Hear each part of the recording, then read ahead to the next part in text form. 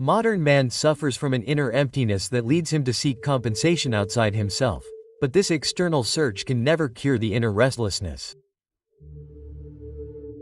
Kong, the man and his symbols. Anxiety seems to be fueled by several undeniable external factors.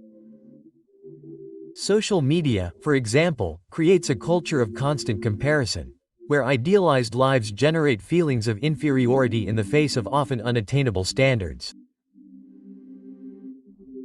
At the same time, information overload exposes us to an incessant flow of bad news, fueling anxiety related to uncertainty about the future. Economic crises, marked by periods of financial instability, also contribute to daily stress. In addition, unpredictable world events, such as pandemics or geopolitical tensions, reinforce a general feeling of helplessness, intensifying collective anxiety. These external elements that are beyond our control form a complex web that fuels modern anxiety. However, in addition to these external influences, there is an often overlooked but equally crucial aspect in the origin of anxiety disorders. Our inner world, thoughts, perceptions and patterns. The mental beliefs we cultivate can be major sources of anxiety. Unrealistic expectations we place on ourselves, constant self-criticism, fear of failure or of being judged by others create fertile ground for the development of anxiety disorders. Even without external factors, anxiety can arise when our daily lives and actions do not reflect our inner truth. When we lie to ourselves, acting in contradiction to our values, we aspire to deep or authentic needs. We create a gap between what we experience and what we feel most intimately. Imagine someone who chooses a career or lifestyle shaped by external expectations, ignoring their own desires. This person may feel a mismatch between their daily life and their true desires, creating an environment conducive to the emergence of anxiety. When we move away from our inner truth, persistent tension, growing discomfort and eventually anxiety can set in. This divergence between lived reality and deepest convictions is a significant source of emotional suffering. Carl Jung devoted much of his career to exploring the causes of this type of suffering in people with anxiety disorders. Despite this, his theory is largely underappreciated today. We live in a time when the rise in anxiety has led to the increased use of antidepressants, benzodiazepines, and increased demand for psychiatrists and psychologists. Although these approaches offer short-term relief, they raise questions about how we are dealing with anxiety disorders. These methods are effective in alleviating immediate symptoms, but they do not always address the deeper roots of the problem. By focusing only on managing symptoms, we run the risk of masking the triggers. Compared to this medication-based approach, which focuses on relieving symptoms, Jung's theory deserves a closer look. For Jung, neurosis was a valuable signal, an invitation to rethink our way of life. If we simply mask the symptoms with medication, without making real changes in our daily lives, we miss the opportunity to get to know ourselves better. Our anxiety disorders can carry valuable information about who we really are, if we learn to listen to them and analyze them. In this video, we will explore what anxiety disorders can teach us about our lifestyle in light of Jung's theory. He believed that the root of neurosis was not always in past traumas, although these experiences could play an important role. For Jung, neurosis often arose from current conflicts and dynamics in a person's life, rather than from distant events. Although he recognized the importance of childhood and education in shaping the psyche, Jung highlighted the central role of everyday tensions and dilemmas in mental well-being. Present conflicts, unresolved choices, internal contradictions or tensions between different aspects of the personality were, for him, the key elements that fueled neurosis. Therefore, Jung encouraged us to look at the present and recognize how these tensions can directly influence our emotional state. Jung encouraged people to explore their patterns of thought, behavior and emotions, seeking to identify the internal tensions and conflicts that contributed to their psychological difficulties. He believed that resolving these current conflicts could be a way to improve mental health and promote personal growth. Taking a philosophical approach, Jung analyzed the nature of the conflict that leads to neurosis, drawing on the Greek historical philosopher Cleito, among others. He argued that our existence is shaped by essential life challenges or tasks, which are often unavoidable, even if we did not choose them. These challenges arise from a variety of sources, such as our evolutionary history, our intrinsic nature, and the culture in which we are immersed. Jung did not see these tasks as impositions of divine forces, but as fundamental aspects of our destiny, comparing them to the thread of destiny woven by the Moirai in Greek mythology. Among these tasks, Jung highlighted some essential elements. First, he mentioned the biological need to transmit our genes, which is fundamental to the survival of the species. He then emphasized the importance of achieving psychological independence from our parents, which implies freeing ourselves from certain parental influences in order to achieve genuine autonomy. Furthermore, he emphasized the need to cultivate a social life, contribute to the community, and seek meaning and purpose in life. Finally, he pointed out the inevitable confrontation with death, a universal reality that everyone faces at some point.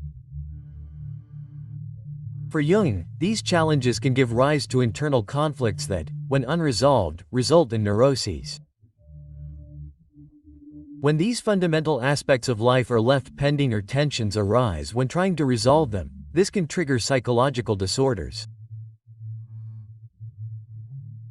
He also highlighted our inertia and self-sabotage, an apathetic behavior that can prevent us from fully committing to these essential missions. Jung drew attention to the challenge of overcoming this internal inertia and the fear that can arise in the face of life's demands. He believed that when we face these challenges with courage, they cease to be obstacles and begin to act as guides for our development, paving the way for personal growth and mental well-being. In this view, destiny functions as a force that guides us towards healthy fulfillment. However, if we give in to laziness and fear, neglecting these fundamental tasks, Jung suggested that these responsibilities become chains that limit our growth. Those who adopt a resistant attitude towards life's demands end up trapped by their own internal blocks. Jung emphasized that how we deal with these challenges is more important than simply completing the tasks themselves. He recognized that at times challenges can seem overwhelming, making them impossible to solve immediately. However, this does not mean that life should be permanently marked by neurotic suffering. For Jung, accepting reality and redirecting our energy to other tasks was a more appropriate response in such situations. Adaptability, he said, is crucial. Recognizing that some challenges require a readjustment of priorities allows us to face adversity more effectively. Jung also warned that, more often than not, the obstacles we face are not insurmountable on the external plane. What often holds us back, he said, is a kind of moral incapacity. Apathy and lack of courage are, for him, the internal factors that block us the most, making it more difficult to deal adequately with the challenges that life presents. Jung emphasizes that this form of moral obstacle is not exclusive to the neurotic, but rather a universal experience shared by all. We face moments in which our will, determination or courage are put to the test by complex or difficult situations. Jung explores the unique reaction of the neurotic to his internal conflicts, highlighting his choice to deceive himself instead of recognizing his own limitations or inabilities. Instead of admitting his difficulties, the neurotic attributes all the blame to the external obstacles encountered, refusing to take responsibility for his own state. When in a state of internal conflict, Jung emphasizes that our intrinsic desire to carry out the vital tasks of life, as well as the energy that drives us in this direction, do not abruptly disappear. On the contrary, these forces seek an alternative way out, a way to escape the pressure of internal conflicts. This search for an alternative way out is described by Jung as a regression to more immature modes of functioning.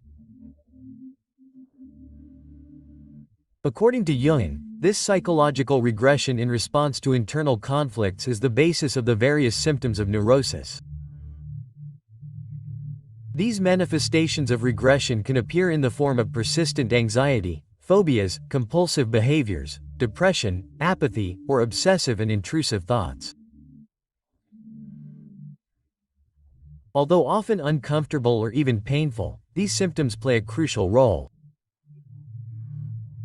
They function as warning signs, indicating that the individual is embarking on a life path that is potentially detrimental to his or her psychological balance. Jung highlights the striking contrast between psychological regression and the continuous progress of our physical maturity. He emphasizes the disharmony between stagnation or even mental regression and the incessant advance of time, confronting our psychological evolution with our physical transformation.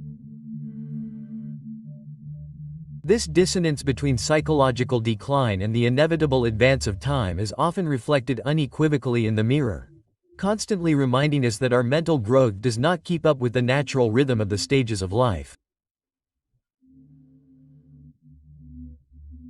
Thus, Jung warns of the consequences of this psychological regression, highlighting neurotic symptoms as crucial signs of a profound imbalance between our psychological development and the relentless reality of the passing of time. He highlights the downward spiral to which we expose ourselves by persisting in a state of internal conflict. The more we subject ourselves to these internal tensions, the more our ability to adapt to everyday life deteriorates, generating a vicious cycle. This cycle often fuels a feeling of despair, leading us to question the reasons behind these trials. Jung does not attempt to identify a single cause that explains the inability to cope adequately with life's challenges. He emphasizes the uniqueness of each individual and suggests that the origins of the tendency to neurosis may be multiple. He mentions the possibility that some newborns have a genetic predisposition that inclines them later to a neurotic attitude. However, he also highlights the determining influence of the environment on the development of neurosis. Poor upbringing, experienced traumas or inadequate behavioral models can all contribute to shaping this propensity to react neurotically. Jung points out the difficulty of determining a precise cause, since each individual is uniquely affected by many factors. This is the end of this video. I hope you enjoyed it. Feel free to share your opinion and point of view in the comments. A big hug and see you later.